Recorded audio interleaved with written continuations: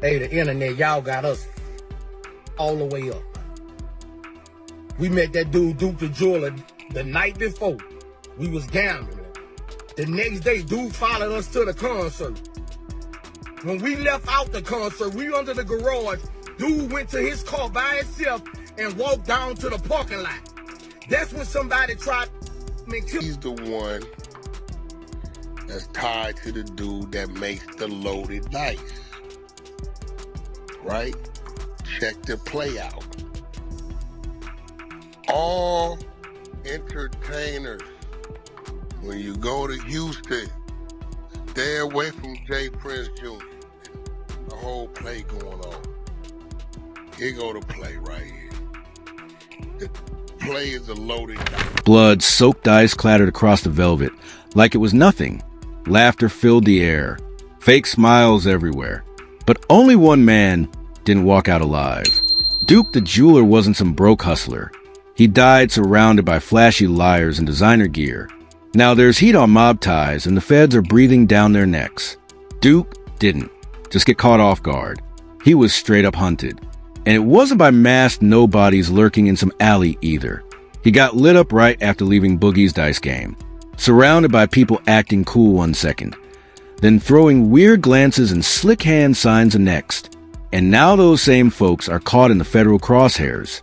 Meanwhile, 50 Cent's out here adding fuel to the madness, dropping cryptic posts, sharing sketchy messages, and stirring things up like he knows something the streets don't. He's throwing shade like this wasn't some random shooting. It was a straight-up setup, and the layers go deep. Here's where it turns into a full-on crime drama. Walking to his car, some dude tried to rob him. Some dudes tried to rob him.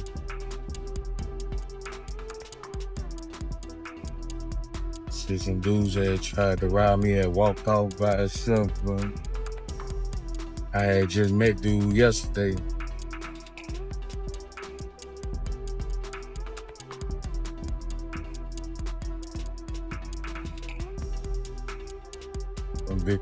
They try to rob dude, man. Dude must ain't get up. Folks for flight check. We're number 2 departure. Flight attendants, please bear cap. Just met dude. Just 2 weeks before takeoff got hit at another dice game, Duke was shutting down tables at a JPR Jr. event.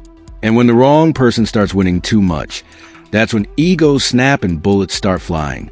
Now, Boosie, J. Prince Jr., Lil Cam, they're all under the spotlight and nobody's looking safe.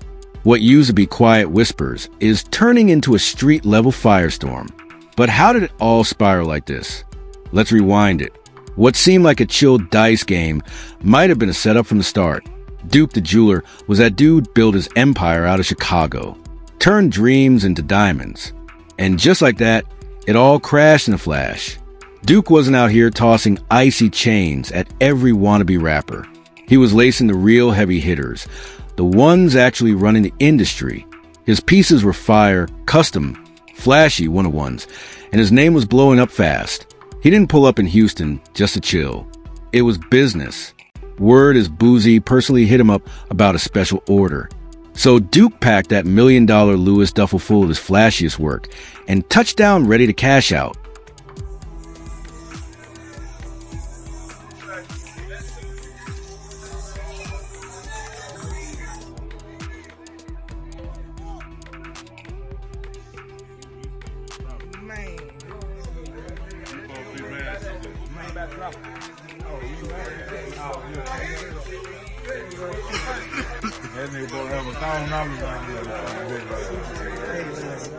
But what he didn't see coming was that the whole trip might have been a setup dressed like a business move.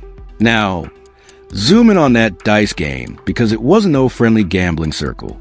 According to leaked audio from WAC 100, yeah, someone with real street connects. This wasn't just a game. It was part of a shady preloaded hustle. Word is J. Prince Jr. runs what folks are now calling a straight-up rigged dice operation. And get this, it's always the same 3 dudes running the table.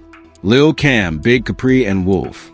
That trio keeps the dice locked down like it's some underground ceremony. The rolls never random. They make sure the house always wins, unless someone breaks the rhythm. And that night, someone did. Wack claims Duke hit a streak with dice that weren't meant for him, and they were loaded. He started stacking quick. Hundreds turned to thousands, and the table was heating up. When someone messes up a rig setup, it gets ugly fast. The folks in control start panicking. Their whole scheme goes sideways. And here's the real jaw dropper.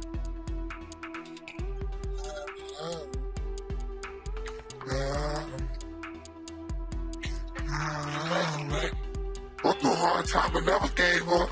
I stayed tough even when I got my chain stuck. Go through hard time, but we know that what made us. Can't blame us, we love the script, cause that what paid us. Yeah, ain't gonna ask, I know them niggas laid off. I call King like get the passion going where I'm on. I can't even find you know how many nights I don't stay. Insiders say Jay Prince Jr. allegedly pockets 30% of every dice pot. So when Duke started winning big, he wasn't just playing the game. He was digging into the boss's profits. And to make it worse, Duke wasn't low-key. He was turned up dripping in diamonds, flexing stacks, and recording the whole scene for the gram. Now, this is where it gets seriously shady. If you pause the footage from that dice game at just the right moment, you'll catch something slick. Boosie lets out a quiet whistle. Not loud, not dramatic, just enough to peep if you're paying attention. Right after that, Invite to me. Act like you covering for him, hanging out, everything is cool. Let's go here, let's go there, let's go here, let's go there. He introduces the dice game. He got three right, who rotate the dice. Now these dice is loaded. Tell me it's a Wolf, Big Caprice, and watch this, and Little Cam are the loaded dice rotators, right? He said, why?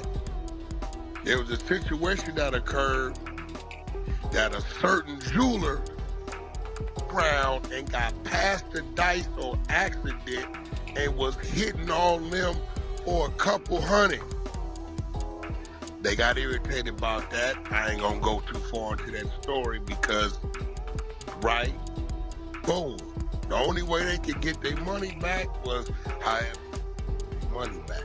He said, but Lil Cam, Wolf, and Big Caprice are the three designated to say I'm up, I got the next, and they pass the dice to each other. his nephew snaps his head straight at Duke. Then a dude in a red hoodie reaches over and taps Boosie's nephew on the arm, like it's a silent code being passed. And then boom, the whole energy in the room shifts instantly. 1 second, Duke's grinning, cracking jokes, living his best life at the table. The next, it's like the air froze solid. The vibe turned dead cold, like something just got triggered. Minutes later, Duke's gone. This wasn't some gut feeling. It was real tension, thick in the air. You could see it in the eyes, the stiff movements, the silence. Because when you're surrounded by people who already made up their mind behind your back, that room gets dangerous real quick. Still thinking this was just a dice game going bad? Ask yourself this. Why would Boosie, a rich celeb, bring someone rocking over $1 million in ice into a game with randoms and no real security? And why didn't Jay Prince Jr., the so-called host, make sure the spot was locked down, especially for a high-profile jeweler pulling up solo, flashing stacks? Now rewind it again. Watch how Duke leaves. No protection, no crew, no getaway ride. Just Duke walking alone across a sketchy Houston parking lot after hours in a room filled with egos, cash, and jewelry worth millions. That don't just feel off. It screams setup, or at the very least, neglect that don't make sense. Then it happens. Gunshots echo out. Duke gets ambushed, fatally shot. But here's the wildest part. In any real robbery, what's the first thing they grab? The ice, the money, the valuables. But Duke, he was still wearing everything. His chains, his rings, say $1 million drip. He flexed at Boosie's concert still shining on him. Now tell me, what kind of robbery leaves all the loot behind? So what kind of robbery leaves all the golden ice untouched? The kind that was never about a robbery to begin with. And here's where it gets straight up wild. The mic drop moment. That Louis Vuitton bag Duke rolled in with a one stack of exclusive unreleased high-end custom jewelry. It didn't vanish into thin air. It ended up inside Boosie's house. Yeah, you heard that right. Houston PD confirmed it. Whether Duke handed it over to Boosie during the game for safekeeping, or Boosie got hold of it after Duke was gone, nobody's spilling. But one thing we do know for sure, the bag made it home. Duke didn't. So, how does Boosie explain all this? He jumped on Instagram Live, sitting in a plane seat, looking real uncomfortable, talking about how he barely knew Duke and said Duke just up and left. Seriously, Duke came down to make you a custom piece, was flashing over $1 million in jewelry at your invite-only game, and now you're claiming he just walked off into the dark alone. That whole story smells off. I gotta do my research, see what Judah might have been down there shooting nice. But nevertheless, to all the entertainers, you know, Dukes of Hazzard was one of my favorite shows, right? I don't know if y'all watched it. I was thinking about Daisy Dukes for a reason. I don't know why I said that. You know, one might go with it, may not go with it, but I don't know. If the math is math, and let it math. But entertainers, beware. Oh, wait. Jay Prince Jr., when he talked about let's go shoot some dice, because the loaded dice crew at 3 Cam Wolf and Big Caprice. We know Lil Cam in there because I believe somehow, some way, he's caught up in the dice situation. Rest in peace, Takeoff. I don't know what's going on. But what I do know this, Jay Prince Jr. got a whole thing that when y'all come into town, hold on, bro. Didn't they say 5th Ward earlier that day shooting dice? Yep, that's a fact. That word been out, Wack. That word been out. We been out that memo.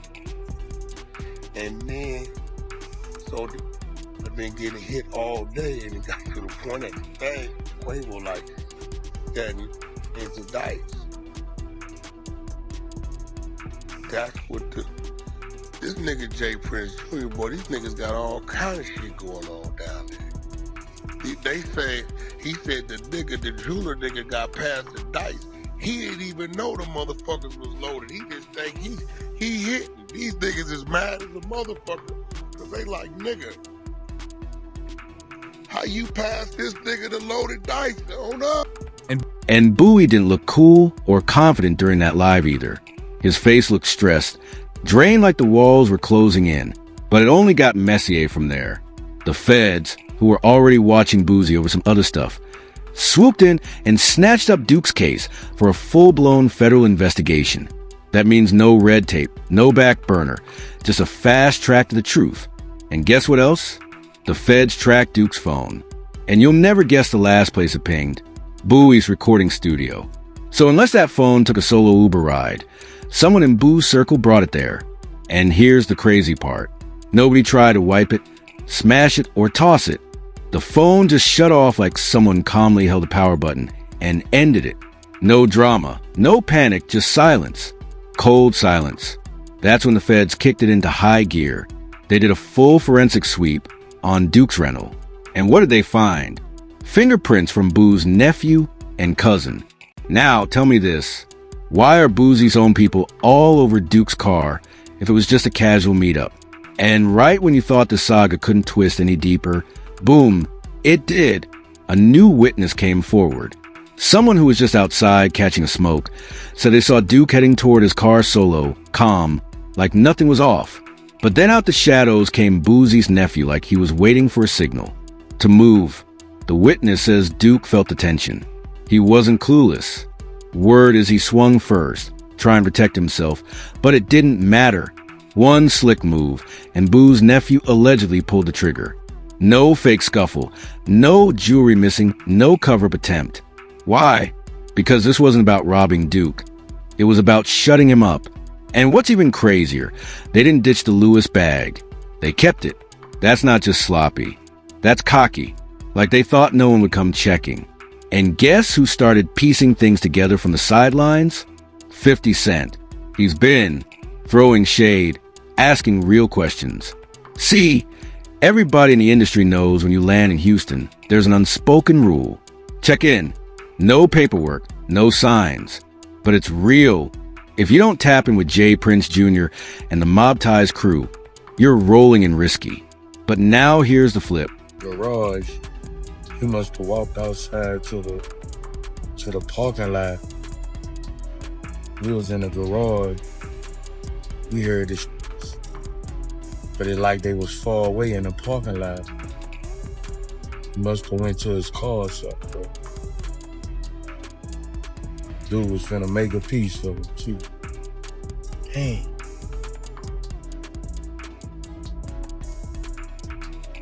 Nobody wants to be the next headline. What happens when the ones you're told to check in with are the very ones setting you up? Think about it. Jay Prince Jr. hosted that dice game. Same style setup where Takeoff got ended. Now Duke's gone too. Two men, different nights, same circle. So what's really happening? If J.R. Prince Jr. really runs Houston like he claims, then why is it that artists keep ending up dead after checking in with him? Something's not right. Even Whack 100 wasn't holding back. He called it exactly what it looked like, a straight-up scam operation. According to him, J. Prince Jr. reels celebrities in, plays the cool host, makes them feel safe, then walks them right into these dice games where his squad's already locked in, watching, scheming, ready to pounce. Now the streets are buzzing, artists are backing off, and the industry is treating Houston like it's toxic.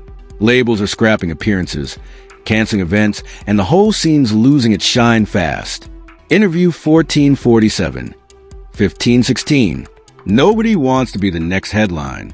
Even 50 Cent's been out here firing shots left and right, dropping slick captions, reposting shady clips, and putting the whole situation on blast like he's daring somebody to clap back. Some say he's stirring the pot too hard.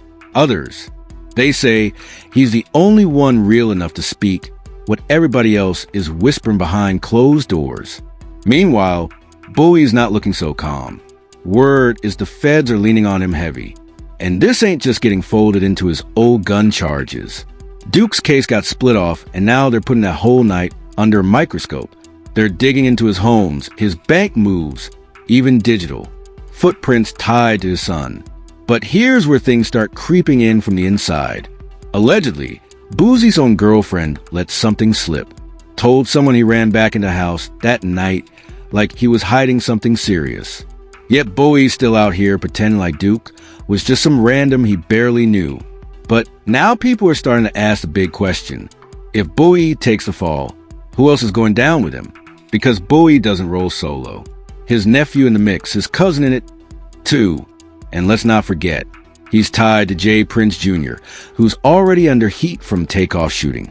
All the strings are starting to weave into one messy picture. And at the center of it all, that same dice table, that's where it all connects. And even the ones who use a ride hard for mob ties, they're acting brand new. Finesse 2 times, who used to shout out J. Prince Jr. in every interview. Now he's moving real quiet. Doesn't mention the name. Doesn't show up to events. No more backstage vibes. The switch up is loud, even when nobody's saying a word. Then came the whispers, and this time it wasn't just about money or ego. Word on the street. This whole mess might have kicked off over a woman, but not just any woman. Finesse 2 times his baby mama. A few months back, her and her mother allegedly set him up, called the cops, and had him locked up for violating probation. Yeah, this one got real personal. And guess who stepped in to clean up the chaos? J. Prince Sr. himself. Behind closed doors, he pulled serious weight, made some quiet phone calls, and just like that, Vanis was back out in under 2 weeks. That kind of favor ain't free. But instead of showing respect or laying low, Vanis doubled down and ran right back to the same woman who allegedly lined him up. That's when J. Prince Sr. had enough. And he didn't keep it behind closed doors either. He hit Twitter with the heat. I told the homie to stay the FK away from that woman if he loves his life. But the homie wouldn't listen even after I had to step in and get him out of prison. Y'all better be careful out here thinking these women got your best interests at heart. And just when it felt like things couldn't spiral more, they did. The streets started buzzing with rumors that J. Prince Jr.